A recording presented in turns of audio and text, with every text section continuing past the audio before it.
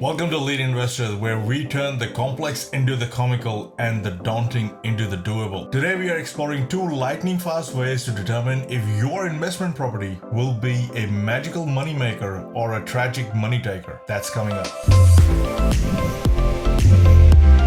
Here are two quick ways to get a feel of whether the investment property you're about to buy is likely or unlikely to have a positive cash flow. Because the goal is to separate the wheat from the chaff as quickly as possible and determine if the rent is greater than or equal to the monthly mortgage payment. Whether you're a math whiz or just calculator curious, we've got you covered. But remember, this is just a quick peek through the keyhole. For the full picture, don't forget to check out Smart REIA, your sidekick if you wish to do a detailed real estate investment analysis. Link in description. So hit the subscribe button and grab your calculators and let's get cracking. The first one is the 0.5% rule. Here is how it works. Let's say you're looking at an investment property in North Mackay where the median sale price is $349,000. Multiply $349,000 by 0.5% and you will get a ballpark base level rent of $1,745. Now $1,745 is the rent you should aim for in broad strokes. Now let's say you need to borrow 80%, bringing your total debt on this property to $279,200 at an interest rate of 6%, bringing your monthly payment on this loan to $1,396. Now subtract the monthly payment from the base level rent and you will get a likely positive figure of $349. Let's say it rents for $450 per week, which means it brings in $1,950 per month. This means that $1,950 exceeds your monthly interest payment of $1,396, making this property $554 positive per month. Now let's look at similar properties in South Australia and WA. Given the medium sale price, 80% LVR and 6% interest rate, when you apply the 0.5% rule, you will find that not only are they likely positive, they are actually positive, meaning their monthly rent exceeds their monthly interest payments. However, when you apply the same rule to properties with a medium sale value of over $500,000, the 0.5% rule starts to fall apart as there is a disparity between the value of the property and the rent it attracts. In other words, as the property becomes more expensive, the yield on them decreases, and that property may not be positively geared. This is because yield is a ratio of rental income to property value. Therefore, if property values rise significantly while rents stay relatively stable, yields will fall. Another way you can quickly compare if a property is going to be positive or negative is by quickly comparing the interest rate on your loan with the gross yield of the property. The property will likely be positive if the gross yield exceeds the interest rate. If interest rates are low, you may accept a lower yield on the property because the cost of financing is lower. On the other hand, if interest rates are high, you should seek higher yields to cover the increased financing costs. Investors often compare the yield of a property with the interest rates to assess the cash flow viability of an investment. A property with a yield higher than the interest rate is a good investment, as it suggests that the income generated from the property will cover the cost of borrowing and potentially provide additional profit. And this is what the banks love to see when assessing your loan. They just call it ICR, or interest coverage ratio. ICR involves a few more steps, but that's exactly what it is trying to do. Now, these thumb rules are only for quick calculations. They are not 100% accurate at all times and in all scenarios because they are only designed to serve as thumb rules. However, if you do wish to do a detailed property investment analysis, check out Smart REIA, link in description, or schedule a call with me today. And in case you are not yet ready for a call, register with me for free so we can let you know when a new video is released or if a deal of a lifetime becomes available.